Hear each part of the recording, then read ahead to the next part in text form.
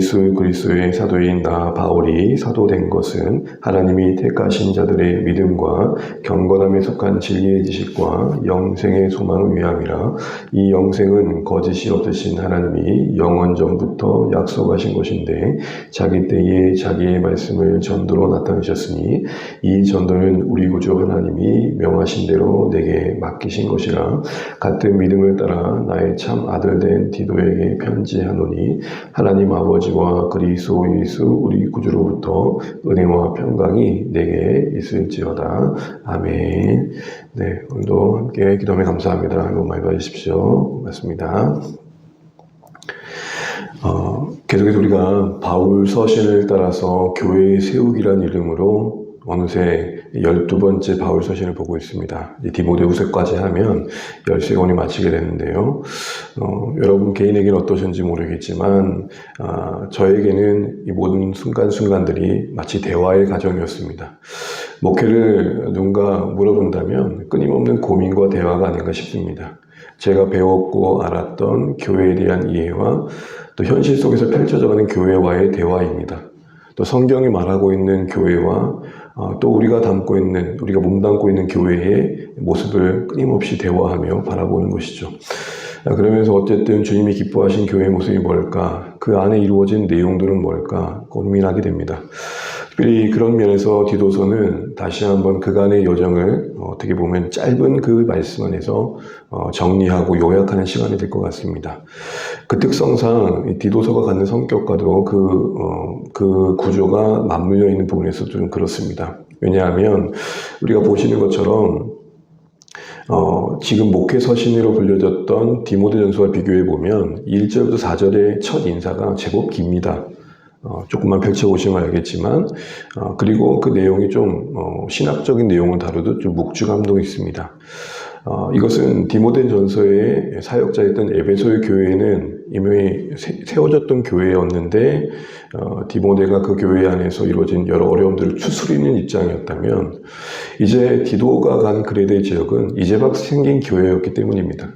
그러니까 여러분이 만약에 처음 세워진 교회에 갔을 때 만약 사역자라면 뭘 강조하겠습니까? 교회는 왜 존재하는지, 그리고 교회 안에서 존재하는 그 목적들은 어디를 향해야 되는지 기본적인 것들을 이야기할 것입니다. 그리고 교회가 그 방향을 갈 수 있는 질서를 잡고자 할 것입니다. 바로 그런 측면에서 내용들이 이루어지다 보니 조금 더 짧지만 분명 체계적인 내용들로 우린 교회를 다시 한번 점검해 볼 수 있는 그런 기회가 될 것 같습니다. 디도를 통해서 복음과 교회와 우리의 삶에 대해서 하나님께서 기뻐하시는 방향이 뭔지를 조금 더 정리해 볼 수 있는 기회가 된다는 것이죠. 그런 걸 염두에 보게 되면 인사말이 제법 긴 것도 이유가 있다는 것들을 이해하게 됩니다. 보시는 것처럼 오늘 바울은 먼저 자신을 소개하면서 이렇게 소개합니다. 하나님의 종이요 예수 그리스도의 사도라. 보통 여러분 바울 서신을 보시게 되면 예수님과의 관계 속에서 자신을 많이 언급합니다. 나는 예수님의 종이다. 예수님의 사도다. 그런데 다른 서신에선 찾아볼 수 없는 단어 하나가 나오는데 그게 바로 하나님의 종이다라는 겁니다. 로마서에서는 자신을 예수님의 종으로 말하고 예수의 사도라고 얘기하는데 여기는 그저 하나님의 종이라고 말합니다. 당시에 바울이 사역할 때 항상 문제가 되었던 것은 거짓 교사들이었고 그 거짓 교사들의 주 출신은 유대교인들입니다. 유대인들의 가장 큰 특징 중에 하나는 자신들이 부여받은 율법과 그리고 절기를 강조하는 거죠. 한마디로 유대인이 되어야 한다는 겁니다. 그리스도인만 되면 안 되고 유대인이 되어야 유대인으로서 그리스도인이 되어야 한다는 것이죠. 그런 측면에서 치우친 여러 강조점들이 거짓된 교사들이 가지고 있던 교리의 내용 중에 하나입니다. 그들이 가장 권위 있게 여겼던 것은 모세요, 다윗이요, 아브라함입니다. 그런 구약의 권위 있는 지도자들을 하나님의 종으로 불렀습니다. 유대인들에겐 거짓 교사들로 주로 이루었던 그들에겐 예수님은 하나님이 아니라 그냥 하나님이 세우신 선지자 정도였습니다.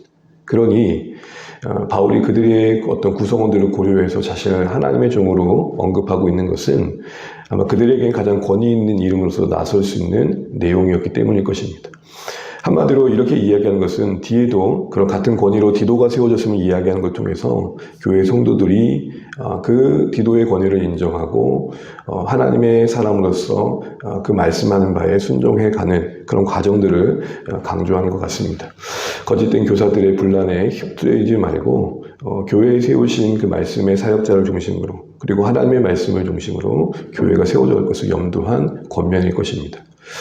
그러면서 예수의 사도를 이야기하고 있는 것입니다. 무슨 말입니까? 사도라는 직분, 자신이 복음을 위해 보냄받은 자라는 직분을 종의 자세로 감당하는 자다라고 지금 이야기를 하고 있는 것입니다.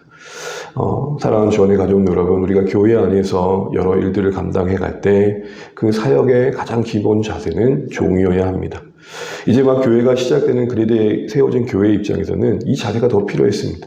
아시는 것처럼 그리드의 그 땅은 거친 땅이었습니다. 여러분, 서신서의 여러 지역들이 많은 문제들을 갖고 있었지만 유독 이 그리드는 참 쉽지 않은 땅이었습니다. 추정하기는 바울과 디도가 1차 투옥 뒤후에 2차 감옥, 마지막 그 감옥에 갇힌 그 사이 2, 3년 사이의 시간에 순회하던 중에 이곳을 들렸다라는 이야기를 합니다. 그 짧지 않은, 그리 길지 않은 시간에 세워진 교회인데요. 바울의 입장에서는 쉽지 않았던 게 우리가 지난주에 봤던 것처럼 그 땅의 사람들의 어떤 문화나 편견들이 상당히 호전적이고 탐욕적이고 또 유독 거짓말을 많이 했던 겁니다. 그래서 여러분 12절을 보시게 되면 항상 거짓말쟁이요 라는 말을 하지 않습니까? 그러니까 복음을 순전하게 받아들이고 또 복음의 씨앗을 뿌렸을 때 열매 맺기에 쉽지 않은 환경이었던 것이죠. 그런 그들에게 필요했던 것은 종의 자세입니다. 자기를 주장하고 자기를 내세우기보다는 종이 뭔지 알아야 됐던 거죠. 그런 면에서도 바울은 지금 당시에 그 교회 성도들에게 그 그레데 땅의 문화에 물들지 말고 복음의 정신인 종의 자세를 강조했던 것입니다. 그러면서 종이라고 한다면 바울의 입장에서 자신의 사도로서 종으로서 그 일을 한다는 것은 보내신 자의 뜻을 이루는 거겠죠. 그래서 종이라는 것은 다른 말로 말하면 내게 뭐가 맡겨진지를 분명히 아는 것입니다. 3절에 이렇게 말합니다. 3절 같이 한번 읽어볼게요. 시작. 자기 때에 자기의 말씀을 전도로 나타내셨으니 이 전도는 우리 구주 하나님이 명하신 대로 내게 맡기신 것이라. 아멘. 구주 되신 하나님이 명하신 것, 그것을 맡김 받았다. 임무로 부여받았다라고 말합니다. 그 임무의 한마디는 뭡니까? 전도입니다. 이 전도를 우리가 오늘 시대에 생각하는 것으로 너무 좁게만 생각할 것이 아니라 말씀으로 하나님의 뜻을 드러내고 말씀으로 하나님이 누구신지를 나타내는 그 사역을 총칭해서 이야기하는 것입니다. 개인적으로 복음을 전하는 것도 전도일 것이고 말씀 사역자가 말씀을 풀어서 하나님의 은혜와 영광을 드러내는 것도 전도입니다. 하나님 그분께서 그리스도 안에서 자신이 나타내실 구원을 자신의 때에 나타내실 것 같이 오늘 말씀 사역자 또 이 땅의 교회는 종의 자세가 되어서 하나님의 때를 신뢰하고 하나님이 말씀으로 드러내신 그 하나님이 누구이신지를 드러내는 일들에 가장 중요한 임무를 부여받았다는 것이죠. 이 땅의 교회가 존재하는 기본적인 목적이 뭐냐? 바로 하나님 그 나라를 증거하는 것이고 보이며 나타내는 것입니다. 그리고 그 나라를 나타내는 우리는 우리 안에 그 증거가 있어야 된다는 것입니다. 입술로 말하는 하나님의 나라가 우리 안에 어떻게 맺혀지고 있는지를 보여주는 그런 증거가 있는 증인으로서 살아낼 것을 말하는 것이죠. 그 전도로서 나타낼 내용이 뭔지를 바울은 크게 세 가지로 오늘 정리합니다. 1절 하반절과 2절 내용이 있는데요. 세 가지 그 첫 번째는 뭐냐면 하나님의 택하신 자들의 믿음, 두 번째는 경건에 속한 진리의 지식, 세 번째는 영생의 소망입니다. 이 세 가지를 가장 중요한 메시지로 강조하고 있었던 겁니다. 택하신 자들에게 말하는 겁니다. 너희들의 믿음, 너희들이 예수 믿음 그 이면에 하나님의 택하심이 있었다. 이 택하심은, 이 선택하심은 구원에 있어서 하나님의 주권과 의지와 뜻을 강조하는 겁니다. 항상 신앙은 하나님 되심과 우리의 그 책임과의 관계 속에서의 바른 이해일 것입니다. 이 안에 설명할 수 없는 심리가 있습니다. 내가 예수 믿는다는 고백을 하지만 그 전에 하나님의 선택하심이 있었습니다. 또 하나님의 선택하심이 있었지만 나의 결단이 있었어야 했습니다. 이걸 뭘로 설명할 수 있을까요? 당시의 신자들에겐, 그 그레데 땅 사람들에겐 하나님이 당신들을 선택하셨다는 사실들을 바로 알 필요가 있었습니다. 그 초월적인 하나님의 구원의 의지가 그들의 믿음의 결단에 가장 중요한 출발점을 아는 게 그들을 겸손케 할 수 있었기 때문이겠죠. 또한 그 뒤에 그들은 하나님의 목적하신 경건을 향해 자라가야 했습니다. 그를 위해서 필요했던 건 진리의 지식입니다. 예수님을 믿고 나서 하나님의 우리의 인생의 주인 되심을 믿고 난 뒤에 우리는 채워져 가야 됩니다. 진리가 말하는 바가 뭔지 그것을 지식적으로도 알아가야 됩니다.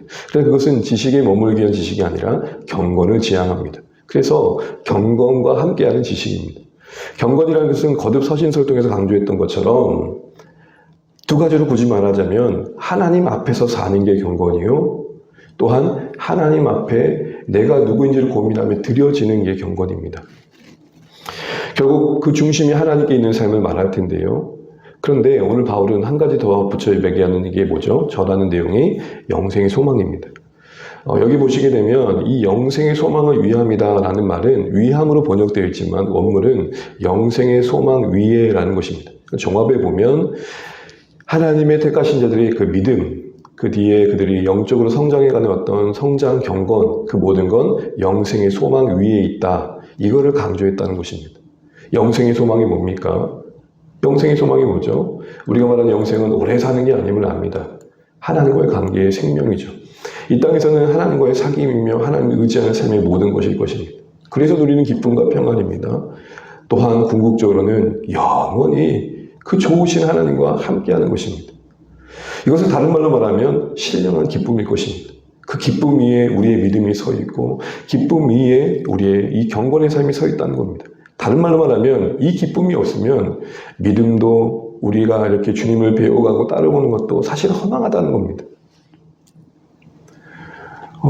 이 기쁨을 아는 건 신자로서 신자답게 살아가는 데 너무 중요하다는 것이죠.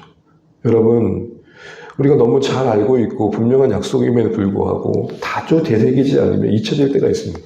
영생의 소망이 그렇습니다. 영생은 이 땅에서 누리는 은혜이기도 하지만 궁극적으로는 완성될 때 설명조차 할 수 없는 영광입니다. 우리는 이 땅에서 이 모양 저 모양으로 살아갑니다. 때로는 부하기도 하지만 때로는 가난하기도 합니다. 때로는 모든 것을 가진 것 같지만 때로는 참 많은 결핍 속에 있습니다. 그러나 모든 인생들이 다 이 소망이 있냐 없냐로 결정지는 것입니다. 누군가 남긴 글이었는데요. 제가 보고 참 인상 깊어서 이 말씀과 함께 연관되어 봅니다. 여러분, 슬픔이 있다면 그 슬픔을 이길 기쁨이 있다면 그 슬픔의 양과 기쁨의 양은 어때야 될까요? 슬픔이 이만큼 슬프다면 기쁨도 이만큼 되어야 될까요? 사실 여러분 살다 보면 이만한 슬픔이지만 요만한 기쁨에 버티잖아요. 정작 큰 슬픔만큼 큰 기쁨이 필요한 게 아니라 작은 기쁨을 재발견해가며 거기서 소망을 싹 틔워가는 게 삶이잖아요. 야, 쉽지 않지만 그래도 이렇게 우리가 어선더선 밥그릇 하나 나눌 수 있는 게 참 좋다. 무슨 말입니까? 작은 기쁨이지만 그 안에 소중함을 깨닫고 그것을 증폭시켜가는 게 우리 삶을 버티는 기초가 되어지듯 영생의 생명, 그 분명한 소망을 우리가 날마다 곱씹으면서 확장시켜가야 한다는 것입니다. 사랑하는 주안의 가족 여러분, 우리의 인생은 죽음으로 허망하게 끝나지만 그게 끝이 아님을 압니다. 영광의 주님을 만날 것입니다. 여러분, 여기 물컵 하나가 있는데요. 여기에 아무리 많은 걸 채워도 물컵 하나 이상을 채울 수 없습니다. 이 땅의 물질의 기쁨이 그러하고 이 땅에 우리가 노력하고 추구하는 모든 기쁨이 그러합니다. 그러니까 저기만 가자, 저기만 가자 해서 갔는데 마침 그곳에 갔을 때는 그 모든 게 이루어진 것 같은 기쁨이 있을 줄 알았는데 또 다른 허망함입니다. 왜죠? 오직 하나님이 채울 수 있는, 또 오직 그 영광의 하나님을 만날 때만 누릴 수 있는 기쁨이 있기 때문이죠.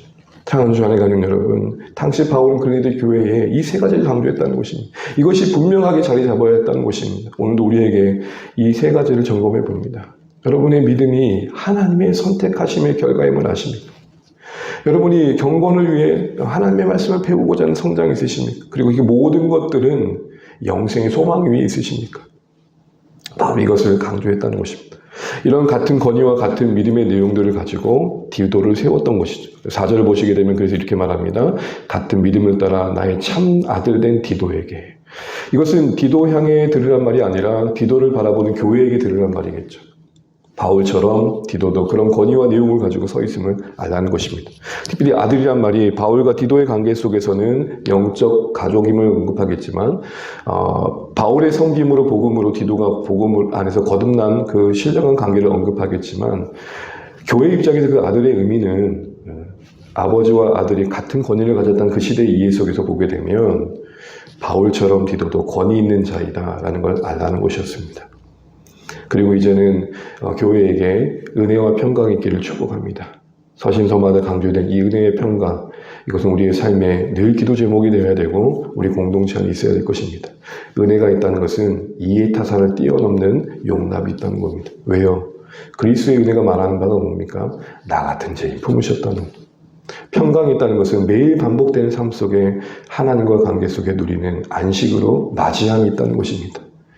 거듭되어지는 노동과 거듭되어지는 하루의 일과와 또 만남의 모든 삶 속에 우리는 의미 부여하기가 쉽지 않습니다. 하나님이 우리 안에 충만함을 채워주셔요. 하나님이 우리 이 세상에 빛을 더해주셔야 맞이하는 그런 매일의 삶이 그래도 안식할 수 있는, 안식하는 마음으로 안을 수 있게 됩니다. 바로 그런 은혜와 평강이 당시의 교회와 우리에게도 절실한 것이죠. 이제 말씀을 맺겠습니다. 사랑하는 주 안의 가족 여러분, 같은 목회 서신임에도 불구하고 디도서는 디모데전서보다 제법 많은 분량의 이야기를 다루고 또한 묵직함을 담고 있습니다. 이는 이제가 교회가 세워져야 할 입장에서 바른 기초와 방향, 교회의 그 존재 목적과 이유를 분명히 했어야 하기 때문이죠. 이를 위해 세워진 사도로서, 권위자로서 그는 종됨을 강조합니다. 이것은 당시의 교회에게 필요한 자세였습니다. 디도도 그 같은 권위와 내용을 가지고 서 있음을 바라보며 교회를 세워가였어야 하는 거죠. 오늘 나눴던 내용들 속에 다시 한번 돌아보면 좋겠습니다. 특별히 우리의 신앙은 영생의 소망 위에 있는가?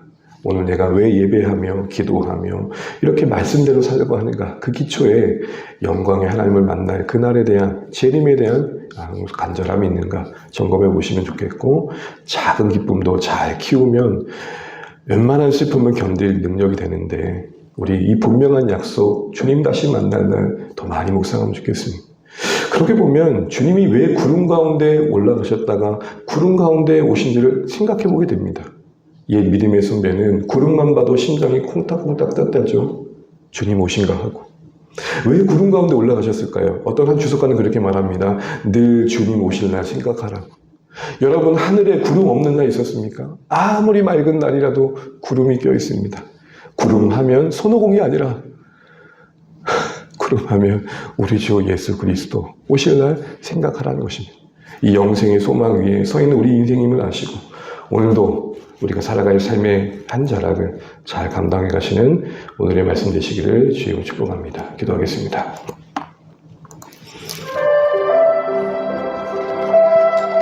오늘 주신 말씀 기억하면 기도하면 좋겠고요. 주의 말씀도 기억하면 좋겠습니다. 그래서 말씀이 우리 삶 가운데 삶이 될 수 있도록 기도하시면 좋겠습니다. 특별히 오늘 말씀 안에 영생의 소망 있습니다. 영생의 소망 위에 우리의 믿음이 있고 우리의 영적인 삶이 펼쳐져야 됨을 말합니다. 다시 한번 우리의 기초가 이 영생의 소망이 있는지 돌아보시면 좋겠습니다. 이 세상의 기쁨 아무리 구한다 한들 물 한 컵 그 이상도 안 됩니다. 우리 이거 하시고 영광의 하나님 만날 날을 더 키워갈 수 있는, 그 기쁨을 키워갈 수 있는 우리의 매일의 삶이 되면 좋겠습니다. 허망하자는 거 아닙니다. 염세적이자는 거 아닙니다. 우리가 어디 위에 서 있는지를 분명해야 우리 하루하루의 삶의 목적과 의미가 분명하기 때문입니다. 교회를 위해서, 사랑하는 가족들, 이웃들을 위해서, 또 자녀들을 위해서 기도해 주시고 여러분의 필요한 부분들 하나님께 아뢰시면 좋겠습니다. 거짓이 없으신 하나님께서, 선하신 하나님께서 우리의 삶을 인도하심을 믿고 구하시면 좋겠습니다. 같이 특별히 또 6월 이 나라 임적을 위해서도, 이 땅의 교회를 위해서도 더 기도해 주시면 좋겠습니다. 기도합니다. 하나님 감사합니다. 오늘 우리에게 허락하신 한 날을 소망 중에 바라봅니다. 하나님 정말로 그 척박한 땅 그레데에 보내진 디도를 세우기 위해 바울이 오늘 이 인사말 속에 참 많은 것들을 담아내고 있습니다. 디모데전서와 다르게 더 많은 내용들을 가지고 기도서가 시작되어집니다. 하나님 정말 특별히 믿음과 그리고 그 삶과 그 모든 것이 영생의 소망 위에 세워져야 된다는 것들을 다시 한번 보게 됩니다. 하나님 정말 우리가 믿음으로 사는 자들에게 도와주시고 그 믿음에 합당한 삶이 있기를 원합니다. 주님 도와주시고 이 모든 게 영생의 소망 위에 있게 하여 주시옵소서.